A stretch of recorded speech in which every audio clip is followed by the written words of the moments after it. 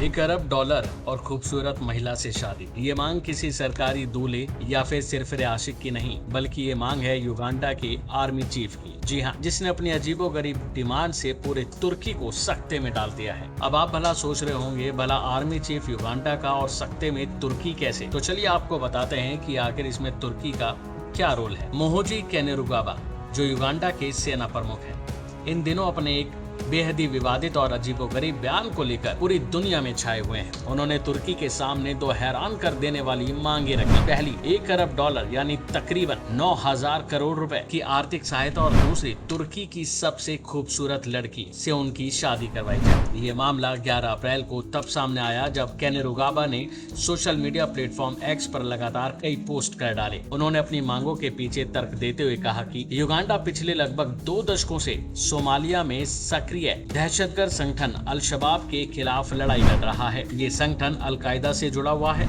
और लंबे समय से सोमालिया में हिंसा और अस्थिरता फैलाता रहा है। कैनेरुगाबा के मुताबिक इस मिशन में युगांडा ने बड़ी संख्या में सैनिक तैनात किए और कई जवानों ने अपनी जान भी गंवाई। दूसरी, उन्होंने आरोप लगाया कि तुर्की ने इस दौरान सोमालिया में बड़े पैमाने पर इंफ्रास्ट्रक्चर प्रोजेक्ट्स जैसे सड़कें, बंदरगाह और हवाई अड्डे बनाकर आर्थिक लाभ कमाया। उनका कहना है कि जहां एक और युगांडा ने सुरक्षा का पूरा बोझ उठाया, वहीं तुर्की ने विकास कार्यों से मुनाफा कमाया। इसलिए उसे सुरक्षा लागत के रूप में $1 अरब का भुगतान करना चाहिए। हालांकि उनकी दूसरी मांग, तुर्की की सबसे खूबसूरत लड़की से शादी को लेकर दुनिया भर में हैरानी और आलोचना दोनों देखने को मिल रही है। कई लोगों का मानना है कि ये बयान मजाकिया तौर पर किया गया होगा, लेकिन एक वरिष्ठ सैन्य अधिकारी द्वारा इस तरह की सार्वजनिक टिप्पणी को लेकर कड़ी प्रतिक्रियाएं भी सामने आ रही हैं। कैनेरुगाबा ने अपनी पोस्ट में ये भी चेतावनी दी कि यदि 30 दिनों के अंदर उनकी मांगे पूरी नहीं की गई तो युगांडा तुर्की का दूतावास बंद कर सकता है। इतना ही नहीं, उन्होंने तुर्की की एयरलाइंस को युगांडा के हवाई क्षेत्र से गुजरने पर रोक लगाने की भी बात कही। साथ ही उन्होंने युगांडा के नागरिकों को तुर्की की यात्रा से बचने की भी एडवाइस दे डाली, ये कहते हुए कि मौजूदा हालात सुरक्षित नहीं है। अब आपको बता दें कि दरअसल ये पहली बार नहीं जब कैनेरुगाबा ने अपने बयानों को लेकर चर्चित हुए हों।